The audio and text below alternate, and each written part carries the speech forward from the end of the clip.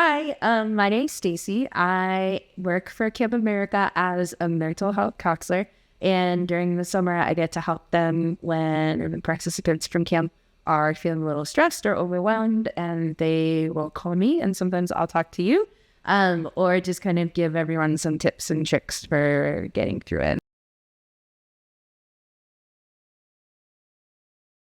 First of all, I just want to say it's really normal, and honestly, if you weren't anxious about going to camp, I feel like that maybe would be a little bit more concerning, not concerning, but it's really normal to be nervous about it because you don't really know exactly what to expect. And you've heard lots of things and you've probably seen videos on social media or on the camp's website, and it maybe looks amazing. And there's all these people and they're happy and all these things are happening, and you just don't know how that's all going to go. So totally normal. And there's definitely things you can do to help yourself feel a little bit more at ease as you go into that process. So first and foremost, it's really helpful to get whatever information you can. So a lot of times, like having factual information and planning can really help ease that anxiety. So that's things like know which airport you're going to fly into, know if you have a connecting flight, reach out, has the camp told you who's picking you up at the airport or how that'll work. The other thing that can be helpful is connecting to community before you go there. So does your camp have a Facebook group or a social media group or a text group, a WhatsApp group, where other counselors can be on there talking about their excitement, their worries, what they're packing, what they're bringing when they're getting there, and join those groups and put yourself out there and let them know when you're leaving and that you're nervous, and just really open up. You'll be surprised to see how many other people are also nervous and want to talk about it, and are excited to meet you. The other thing as far as travel is to always plan that travel is not going to go as you would expect it. International travel is its own set of challenges. And so I like to be prepared for kind of anything to happen. What I mean by that is have things with you that you know you might need if a flight got delayed or luggage got lost. So pack your medications, pack a phone charger, have the numbers for camp readily available. So if something happened with your travel, you could reach out. I like to let one of my friends know I'm like traveling internationally. So they're like my text buddy through it. Because with the time difference, not everyone might be awake when you're traveling, but usually like you might have that one friend or family member who like wants to be along for the ride. So if I'm feeling nervous or just like something's going on that seems like wild, I'll like text them. But I also think like for Camp America, if you are a little bit nervous about traveling, it's a good option to book your flights through Camp America, because then there'll be usually other people on those group flights, and they might not be going to your camp, but they're going to a camp and probably haven't done this before and are also probably nervous. So don't be afraid to find them, smile. I think one of the biggest things when you're traveling is to just realize how far you've already come. Like you've gotten through the process, you've done other hard things in your life, and think of it as an adventure. It's going to be hard. There's going to be times where like, I don't know how to know where I'm going, but take a deep breath and remember how you got here and why you're here, and ask people for help and reach out, and don't be afraid to smile at someone, make a new friend, and just trust in yourself that you can do it. Let's talk about camp, and we'll call it culture shock. Like if you haven't traveled to the United States, like you might have culture shock just being in a different country, very normal. Camp is its own culture, and it's really not one that you can really understand or describe until you're there. It is designed to be kind of like just a magical experience for the kids, like the campers that are there, and you as the staff with the campers. So it's just all of the imagination, and you just, unless you've been there, it's really hard to describe. I'm having trouble describing it right now. But I'm going to try to paint a bit of a picture for you with some of the things that people have told me can be a little bit challenging to get used to at the beginning. So number one is that there are always people around. And I don't just mean campers, I mean staff, like instructors, people, just everywhere you go, there's gonna be someone.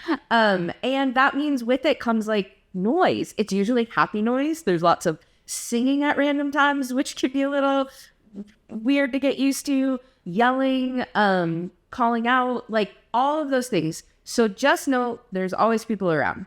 2, the food at camp is made for kids. Like that's kind of their audience. And so it's not necessarily the fanciest food you'll ever have. There is lots of it and it is there and provided for you, but it is kid food and it is on a schedule. So it's not something that you can necessarily go grab whenever you might want to. So we'll talk a little bit more about that as we go on. 3, camps run 24 hours a day, 7 days a week, and so will you. You will have breaks, but camp is always going. And so basically from the time you wake up to the time you go to bed, you're in it, you're working, you're with your kids. 4, access to cell phones is limited. Most camps kind of don't have them at all when the kids are around, and will give you breaks to look at them. But that is a big change for us who were used to just sort of being able to pull out our cell phone and look at it all the time. And 5, you will be asked regularly to put the camper's needs before your own. And so, you might be tired and you might be needing a break and that sort of thing, but this camper might be really struggling and they need you. And so time and time again, you're going to be put in the situation where you need to take care of the camper and then take care of yourself. So those are kind of the 5 things that often come up as some things that can lead to a bit of stress at camp. First, I want to talk about the food portion because food is so important for everyone. I think we take it for granted and we underestimate how much comfort and like joy and all of those things that food gives us. And as adults, we're used to being able to, we open the fridge, we grab a snack. We don't like something in our fridge, we're going to walk to the cafe down the street or the store and grab something to eat. And at camp, there's plenty of food. So it's not that you won't have food. It's just that it's provided at certain times of day and it is prepared for everyone. And so it's not really individualized.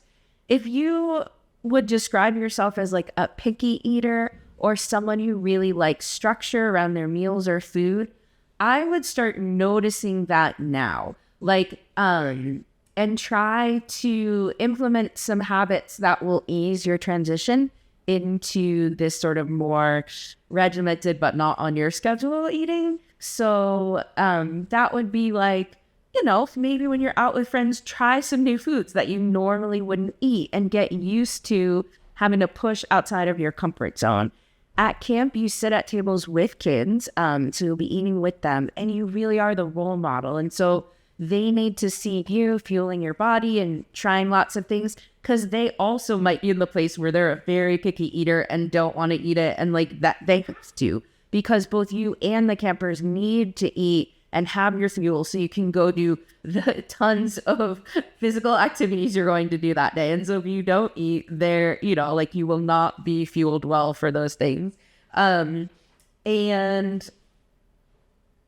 I would say the other thing to know is that if you do find that you're someone who maybe has some more restrictive patterns with food or has sort of a regimented exercise style, like those sorts of things, again, potentially talk to your general practitioner, your doctor before you leave, and really think about what you need to help yourself feel healthy at camp so that you can do the work with the campers.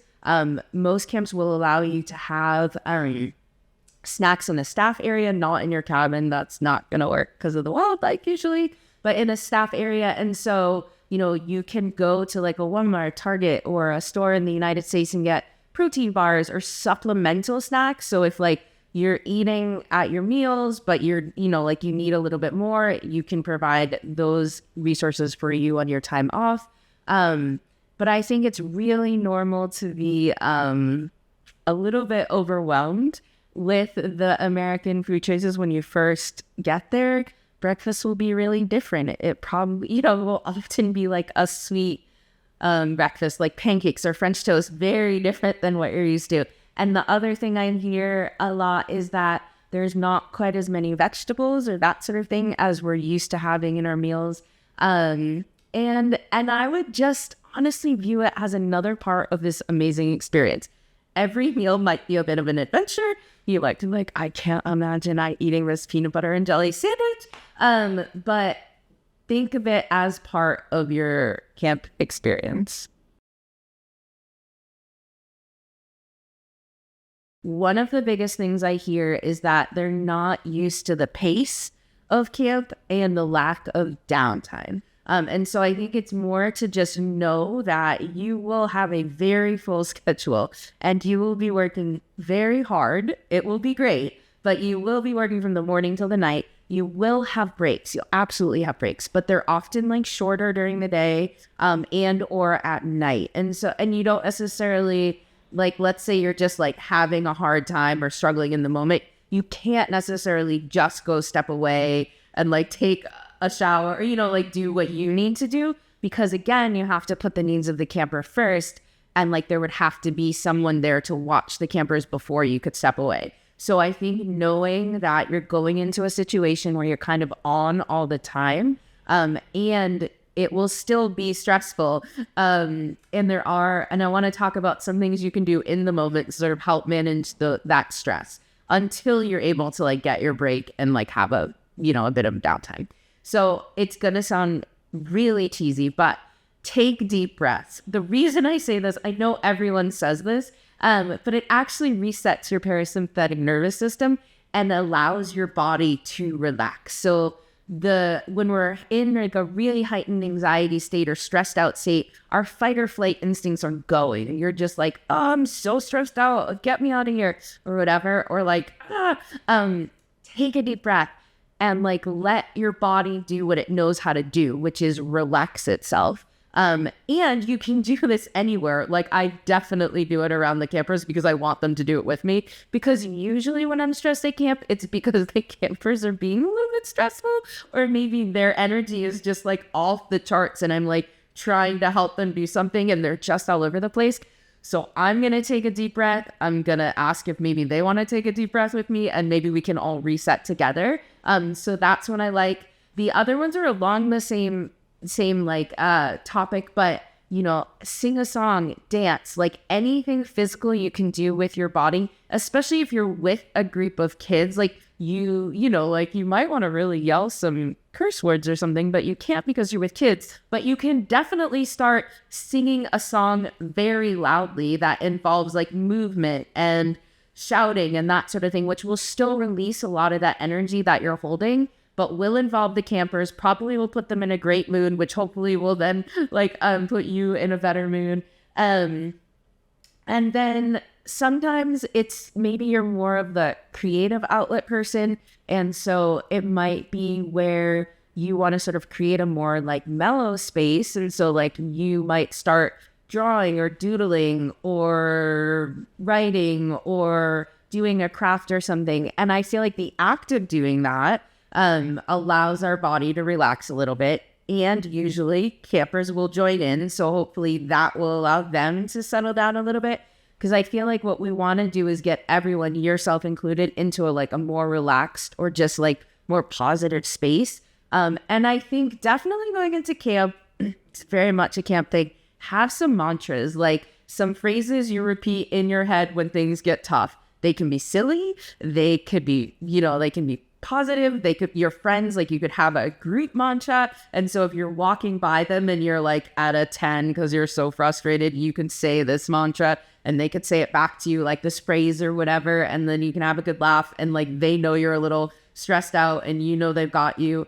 So yeah, definitely use your friends, use your support system, and try to do something physical to break the tension that you're holding. And when you're with kids, have them do it with you, because then everyone sort of gets a break and a little bit of a reset. Let's say you're someone who knows that you have some mental health challenges. You previously struggled with some anxiety or some depression, and you're filling out your Camp America application, or you already did, and you put it on there and you're wondering is camp going to be a good fit for me? How will it work with my anxiety or with my depression? And the answer is it can work really well But it does take a little bit of responsibility from you to make sure that you are taking the steps you need to take to manage your mental health in the setting. So first and foremost, if you see someone, so like let's say you have a therapist that you see regularly, talk to them prior to coming over and see what you guys decide for the summer. Most camps will let you still have like a Zoom session. You would need to let them know about it. You'd need to work out the time difference. But if you're already seeing someone in your country, I would talk to them about whether you could continue seeing them at least like maybe not weekly, but a few times during the summer. So that would be the first thing. Second thing would be making sure you check in with your doctors, you understand your medications, you have enough for travel, and you feel comfortable with them. This is not the time to sort of go off your medications and think everything is going to be okay. Camp is a very stimulating environment, and so we want to make sure that you have the tools you need to manage the environment. The third thing I would think about is, what do you usually do if you start to feel those mental health symptoms coming up? So if you start to feel panicked or anxious, what typically tends to work? And then we need to contrast that with the camp environment. So if usually when you're you're feeling anxious, you take, you need like 2 hours away and maybe you go and you play video games, or you're sort of off and isolated, that's obviously not going to work in the camp environment because it's really hard to sort of remove you from the day and let you have that time. However, it would be totally reasonable for you to take a couple of minutes, or, like take a little bit of extra time in the restroom where it's nice and quiet, or go for a walk, or ask your unit leader for a little bit of extra time to do something. Maybe, listen to a podcast, that kind of thing. And so it's weighing whether or not your coping strategies and skills will work in that environment, and if you feel confident with them. If you usually, say you struggle with depression and the only thing that can help you get out of those depressive episodes is your mother or like a certain friend or a family member, that's going to be really challenging because you won't have 24-hour access to them at camp. And so it would be whether or not you felt like you could get that same level of support and comfort from a unit leader, a director, the wellness person at camp.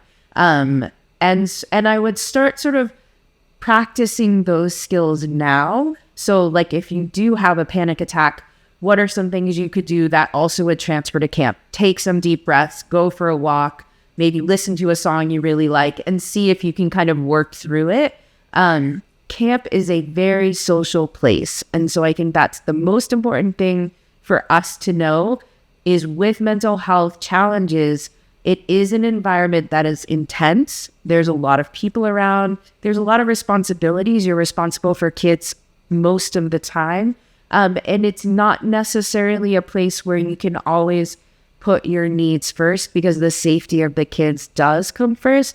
And so starting to think about that now, understand the triggers and sort of what cause you to have more severe mental health symptoms, and identifying strategies that could work in a place like camp.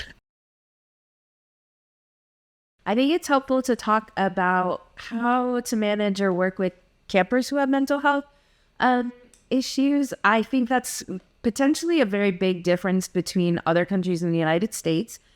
Many of our campers have experienced pretty stressful things in their lives, not that kids in other countries don't. But currently in the United States, it is normal to have kids who have a therapist and might be seeing a therapist while they're at camp. So like you might be walking them to the office to have a therapy session. And I think mainly what we see in kids right now, there's a lot of anxiety. There's a lot of worry about the state of the world, about things that are going on. You might have kids with sort of panic attacks or who shut down. And regardless of sort of what the child, whether or not they have a diagnosis or, like if they're classified as this or that, I think the most important thing when working with your kids is to listen, to slow things down, to be empathetic. You don't need to have the answer. The last thing you need, honestly, is the answer. You just need to be there, be present, be calm, be supportive. and just be in that moment with them. When someone's going through something really hard, they sometimes can't even hear sort of the answers or the advice or that sort of thing, but they can feel your support and they can feel how much you care and they know you're there and that they are safe. And so first and foremost is just being there with them. And if it turns into a situation where it might be more of a panic attack, or you've been there for a really long time and you're feeling like you need some backup or someone to come, then I would radio and get a unit leader or someone else involved. But a lot of times for our kids, just being an adult presence who can support them will do wonders. I would say if you're working at a camp that maybe has underprivileged kids or a specialty camp that maybe helps kids from the inner city or just kids from more extreme circumstances, you oftentimes will have kids who tell you things that have happened in their lives that can be really scary and really hard to hear. And I have heard that a lot from international staff, that that's something they weren't prepared for. And it was really hard because these kids will see you outside of a parent while they're at camp and will rely on you and will trust you and will tell you these things, maybe that they haven't told other people before. And then you're there with them and you're hearing this and you have a lot of emotions, but you have to be there for the kid. And so I would say if you ever find yourself in those situations, first know that if a child is entrusting you with that information and reaching out to you as the person, they have the utmost trust and just respect for you. And so first view that as sort of a gift from the child to you. You've done an amazing job that they can trust you that much. And then second, after you sort of consoled the child and supported them and got them through and gone and talked to your supervisor about this, because you'll need to sort of report the information, take a minute for yourself and see how you're doing with it. And definitely reach out to your support people on camp if it's like, if you're holding on to it. And sometimes you might be fried in the moment and all you can think about is helping this kid. And then maybe a week later, it comes back up. It's never too late to talk to someone about it. And I want to say that is very normal for it maybe to be fine, okay, when you're hearing it at first and then sort of hit you a little bit later. And that just means that you had the time to process it. And it's really still on your mind, and it's definitely worth it to bring it up with someone.